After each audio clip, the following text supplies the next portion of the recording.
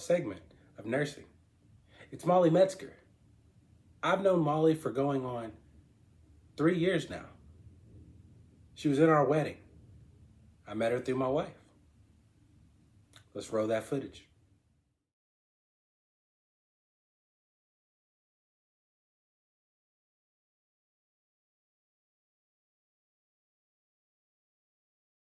Molly, thank you for being with us on Requesting Good Company. So can you tell me like your actual job title? Yeah, so I'm a registered nurse and I work in the pediatric ICU in downtown Louisville. I run 2 machines as well. One is the Prisma machine, which is continuous dialysis for people with sick kidneys. And I also run the ECMO machine, which can be used for heart or lung bypass for people with sick hearts and or sick lungs and hearts. Okay, so how did you get into the nursing field? So when I was considering what career path to take, my parents had like a number of conversations with me trying to figure out like what would be best.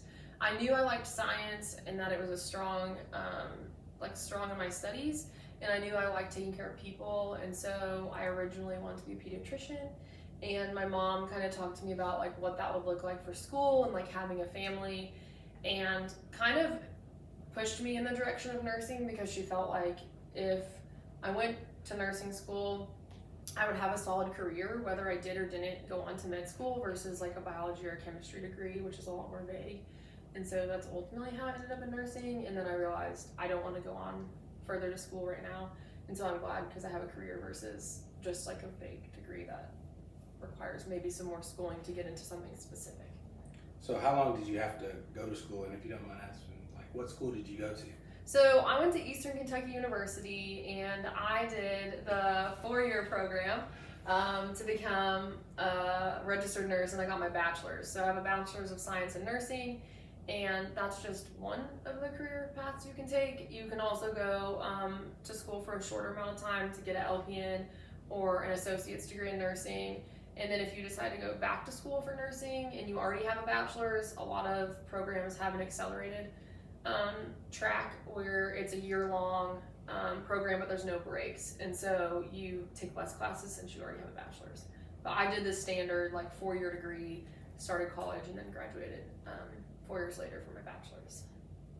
So Molly, can you please describe like a good day versus a bad day in your career field? Okay, tough question. So I think I'm gonna start with, this is gonna sound real cheesy, but like I think mindset has so much to do with it. So I work in an intensive care unit, which means that when I go into work, I remind myself that my like everyday normal is somebody's worst nightmare for their child. And I think that what makes it so tough is that I'm constantly in an environment of high intensity and stress and trying to figure things out with patients. And because of my specialist roles, a lot of times I'm taking care of the sickest patients that are actively trying to die, or we're trying to keep them from dying, or they do die. So I think really probably maybe the hardest part of my job isn't always the medical stuff and doing all the tasks of changing medications and giving medications and doing assessments, but maybe more so all of the like dynamics of communicating between all the teams of physicians and social work and the pastoral care and parents, and kind of trying to facilitate like comprehensive care for the patient. And a lot of times, like sometimes the goals between different care teams are at odds, or what we think is best for the patient is not what the family wants. And so trying to navigate that when tensions are high and taking the brunt of everyone's emotions. So the flip side of that is we see a lot of really cool recoveries in pediatrics. Kids are really resilient, and their brains and their bodies are so elastic in a way that ours aren't as adults. And there are plenty of patients I've taken care of that we didn't think were gonna make it, and they made a recovery, and like a very meaningful recovery, not just like, oh yeah, they're still alive with a poor quality of life, but like they're alive and they're going to rehab and they're already doing things we never thought they would do. I like pediatrics because the parents will like send us cards, or now that COVID's over, like bring kids up for us to see them, and it's nice to see them like in their healthy state and not really critical, because we don't always get to see that. So that kind of leads me to another question. What do you do for the emotional toll that takes on you? It depends. So I would definitely say I'm a professional stuffer. I've had to learn the art of how to let things go and not just like bottle them all up. So recently I've been working on like mindfulness and processing my emotions and just like taking time to kind of like debrief, instead of just like wrapping it up as like, oh, this is normal, like this is just part of my job. And I think part of that is protective and is healthy. You know, I can't be like super emotional over every patient. I would never be able to do my job. But it's also important to acknowledge like the hard part and that like, no, this isn't normal. And I think it really came to the surface.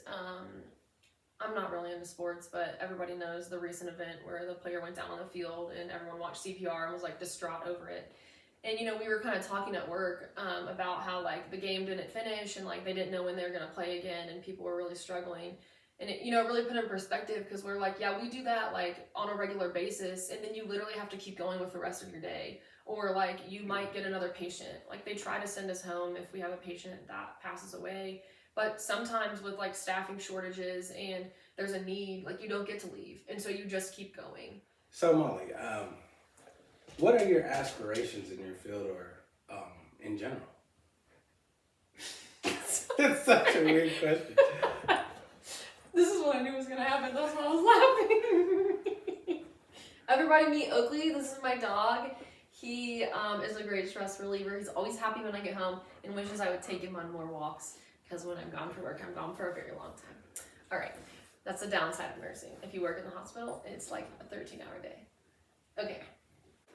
So Molly, what do you see for your future or your aspirations or your growth in your career? Great question. So one of my favorite parts of nursing, and part of why I went into it that I didn't think to talk about earlier, is there's so many different avenues with a career in nursing. There are lots of different options. So I work bedside at the hospital, but that's not the only thing you can do. And I think that's partly why I don't want to go back to school, because I feel like my options are kind of limitless right now for the future. And I don't want to be like close pinned into one thing. I don't feel like passionate enough about something specific right now to go back to school. But I honestly think in the long run, I would like to do something more with like holistic health and integrative medicine that combines like Western medicine with like Eastern practices that are more natural and less like pharmaceutical driven. And so like ways we can heal ourselves with food or exercise or lifestyle changes, opposed to continuing to take more medications that cause need for more medications and are just like a quick fix and a band-aid. So a couple years ago, I took a lactation course because I think eventually I would like to do something with women's health, or to do, you know, be a lactation consultant for breastfeeding moms with new babies, specifically like outpatient. You know, we help moms in the hospital, but they're in crisis, so it's very different. They're pumping versus like actually teaching a mom and a baby like how to nurse effectively to have like a positive relationship. I love what I'm doing right now. I think God's given me the perfect gifts to do what I'm doing. I do feel like it's a calling of mine and something I'm really thankful for, because I know for some people a job is just a means to an end and a financial security. But for me, my job is also my passion, and I think that helps carry me through like the hard times or the busy times, even when I'm feeling burnout or just kind of like, what is the point of all this?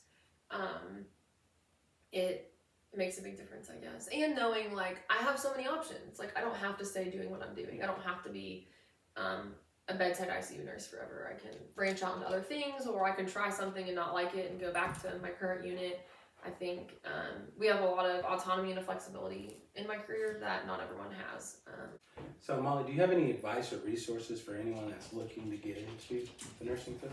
Yeah, so I don't necessarily know like the best things to look up or read, but I can tell you like my go-to is 125% like shadow.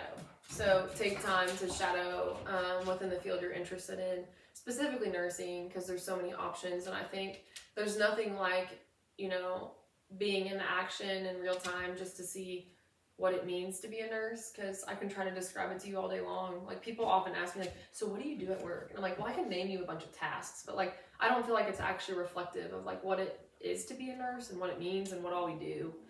So Molly, what inspires you to continue to do this work of nursing?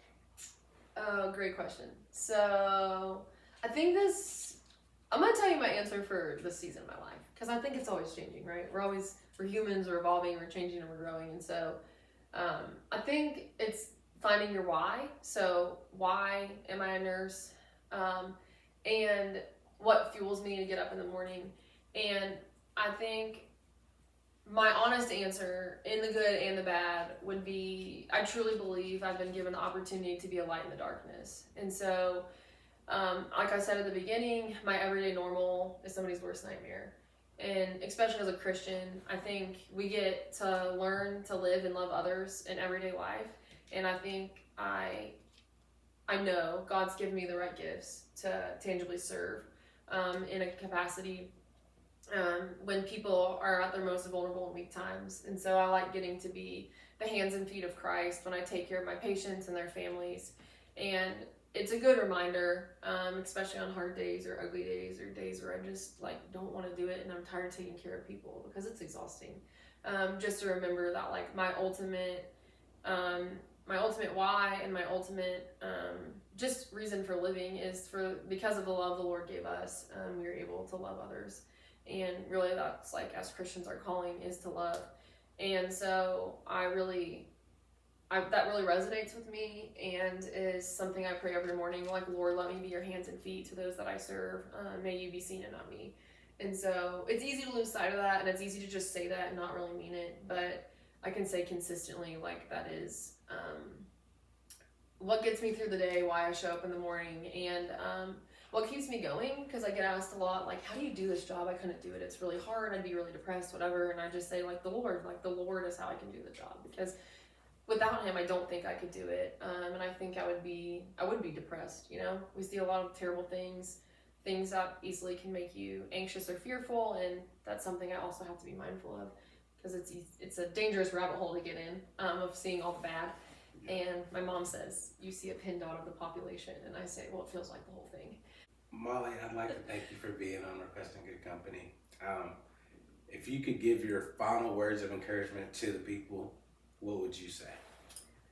Oh, again, seasonal answer.